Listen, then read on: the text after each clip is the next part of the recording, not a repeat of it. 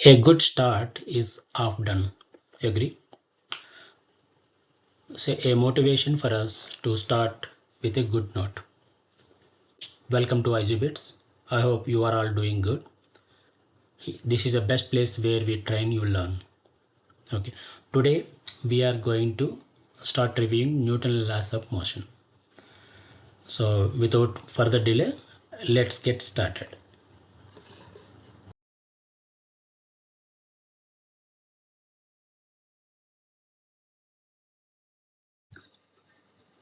We created a YouTube channel.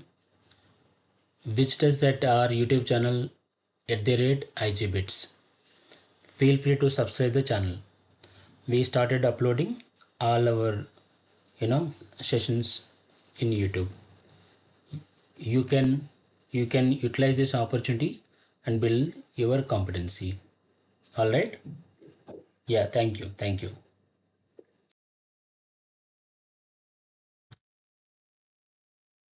Let's look at Newton laws of motion. We studied three laws. Is it first law, second law, and third law? The first law, what we called as a law of inertia. A second law is a vector law or force. Third law, action reaction. Right. Let's go through one by one at a high level. So in law of inertia, what we know is like there is a two terms, right? Rest and motion, right? So if you look at a previous sessions, kinematics part of discussion, right? What we studied there is, uh, you know, distance, displacement, and speed, velocity, acceleration, right? We studied motion in straight line, motion in plane, correct? When we studied all these things, we never introduced what is causing for motion. But in Newton's laws, we are precisely talking about dealing with a cause of motion. A new term that is introducing is a force, right? Dealing with cause of motion, right? So if you look at a what is how do you define the first law? What we studied already, a simple definition basically talks about a state of rest, a state of motion. Inertia of rest, inertial motion is two things that we talk about. You remember? Let me read out. A body is continues to be state of rest or state of uniform motion along a straight line unless compelled. Compelled means like applied an external force. By the external force to change the state, right, is what actually talks about a law of inertia. A body is continues to be state of rest or uniform motion along a straight line unless compelled by external force to change the state.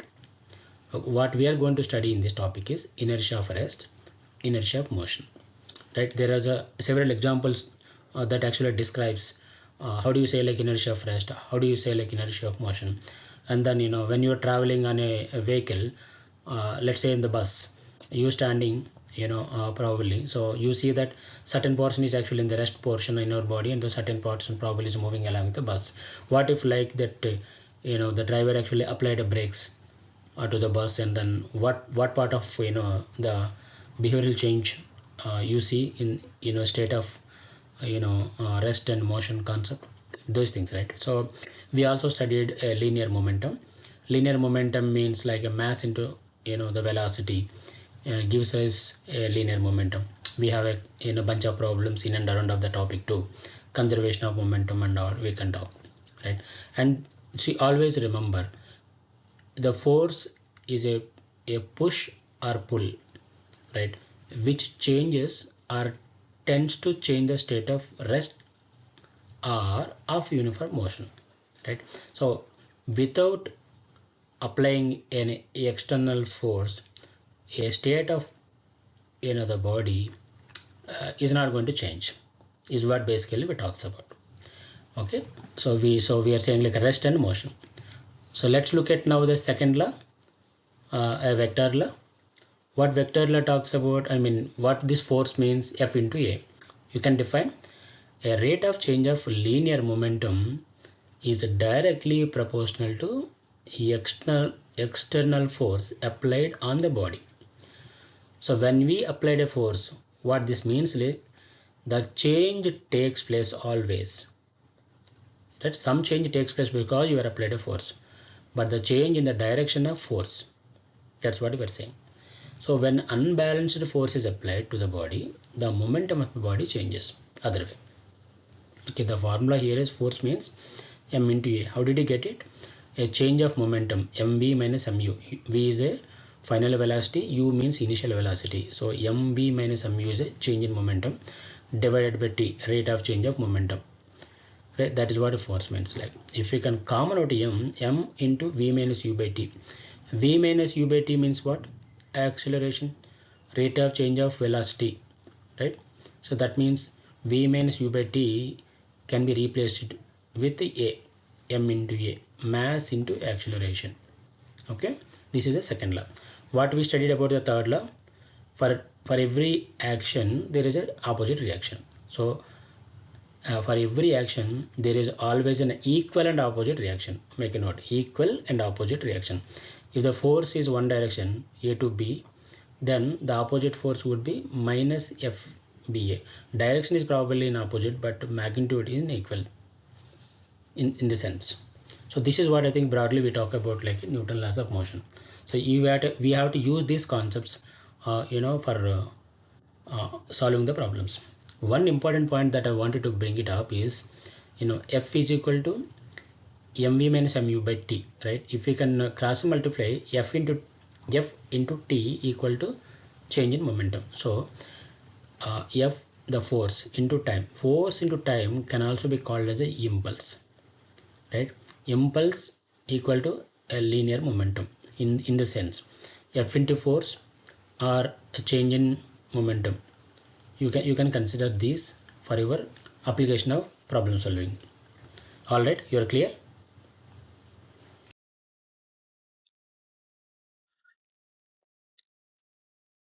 The example problem statement, can you see this one? The linear momentum of a particle as a function of time, right, is given by equation p equal to a plus bt. That is what is given. What they were talking about, a and b are the constants anyway, any arbitrary constant, a positive constant. What is the force? That is what they're asking. How do you define force? We talk about it. Force is nothing but change in momentum by t, correct? So mv means what? mv is nothing but is momentum p. So this is dp by dt, can also be a force. So what we have to see is, like, we have to differentiate this equation with respect to time t. So dp by dt, right? So d of dt of a plus bt. Clear? So differentiating the constant value becomes a 0, and so only application is like d of dt is a constant plus d of dt into bt, correct? Now, so this is nothing but 0 because of constant, right? Constant. In this case, what you are taking is b taken out, b of d of dt into t. So what is the differentiation value for the d of dt of t? Is nothing but 1. So always b into 1 is equal to b. So the force F equal to b. That's an answer. Are you clear? Well done.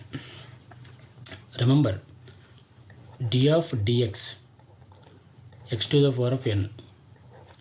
What is the formula? N into x power n minus 1. So when you say t, d of dt of t and t power 1. So how do you expand it? 1, right? And in place of n we have 1. So 1 into t to the power 1 minus 1. So 1 t to the power of 0. Anything to the power 0, right, is nothing but 1. So 1 into 1. Nothing but 1. So that's why I keep it. This is nothing but 1. So this would be your answer. Let's move on to next one.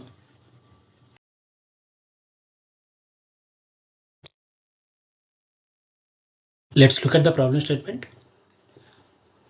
Calculate the time needed for net force 5 newtons to change the velocity 10 k's and then 2 meters per second. So time is what is asked, is it?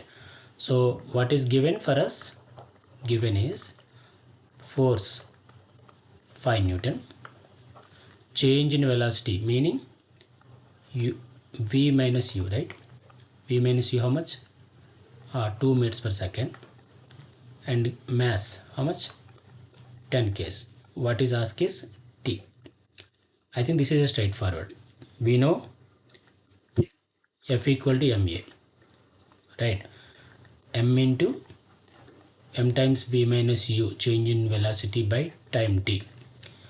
So F means 5, mass 10, change in velocity 2 divided by t.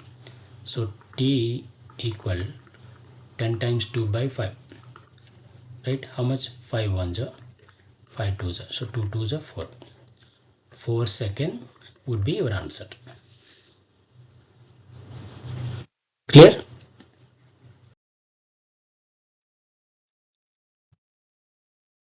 Let's look at this problem statement. A constant force acted on a body of mass 3 kg. So let me write down a given data. What is given? Mass is given 3 kg, right? So change speed from 2 meters per second to 3.5 meters per second. So u 2.0 meters per second, final velocity v 3.5 meters per second. Okay, time t 2.5 second is what given. What was an ask? The direction of motion of a body remains unchanged. Okay, the magnitude of the force, only magnitude, force is asking. Only the value is what we have to compute. So we know F equal to ma. We know a means what? Change in velocity by time t. So now you look at F means how much? That is what you are calculating anyway. Yeah, sorry. So 3 into change in velocity 3.5 minus 2.0 divided by 2.5 seconds, is it? So how much this value? 1.5. So 3 into 1.5 divided by 2.5. So now you see 5 3s are 5 5s are. So 3 into 5 9. 9 by 5 newtons is your answer. Alright.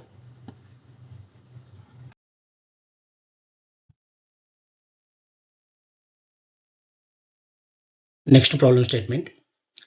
A cricket ball of mass 300 grams is moving with a velocity 5 meters per second and is hit by the bat so that the ball gets turned back with velocity 10 meters per second.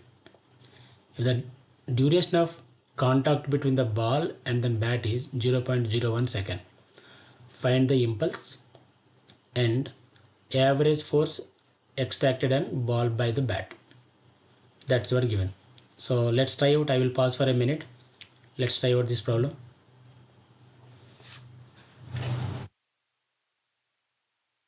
Making sure, I think you know what is given first.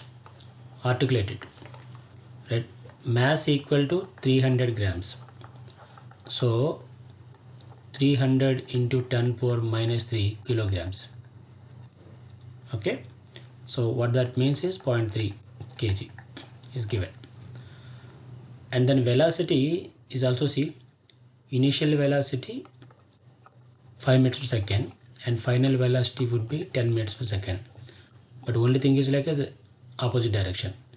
Change in velocity, if we say how much? V minus u, right?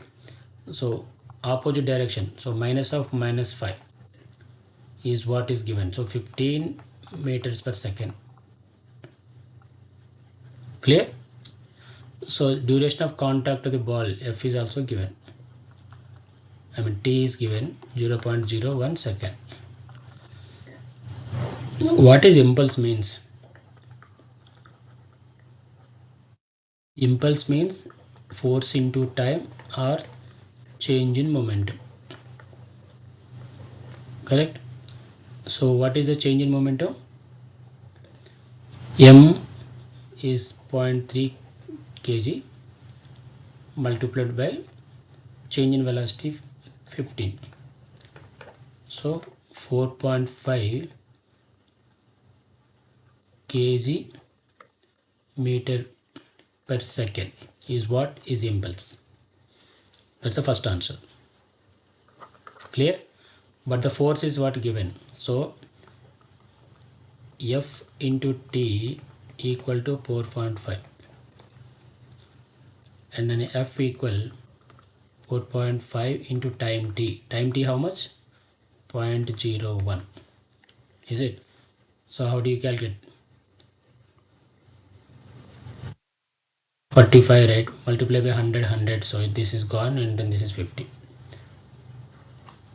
450 newtons. See, this is how I think the problems will be above. It's very easy to solve when you understand. This is a simple thing anyway. That is how you have to calculate. Identifying the given data and then applying the right formula, the correct formula to calculate the value, that you will get it.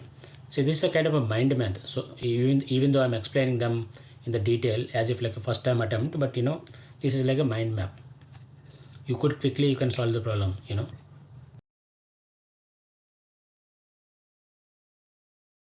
A simple and important concept you can look at now. How do you say like particle is in equilibrium position? Let's say if two or more forces acting on same particle, okay, those forces are concurrent forces.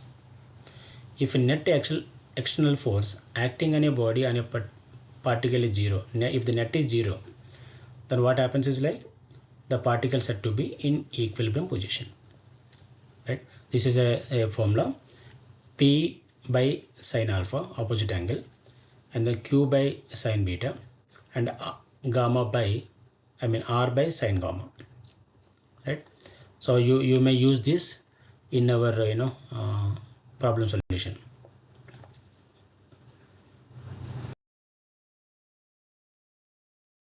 Thanks for watching. Please like, share, subscribe, click on bell icon and leave the comments.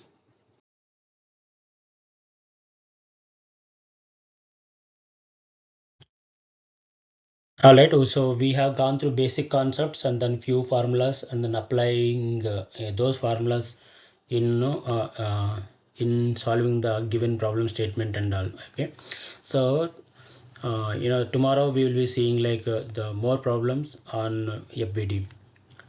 Okay, stay tuned to next session. Thanks for all the people who are actually joining today. Okay, all the best for your preparation. See you tomorrow. Thank you. Bye bye.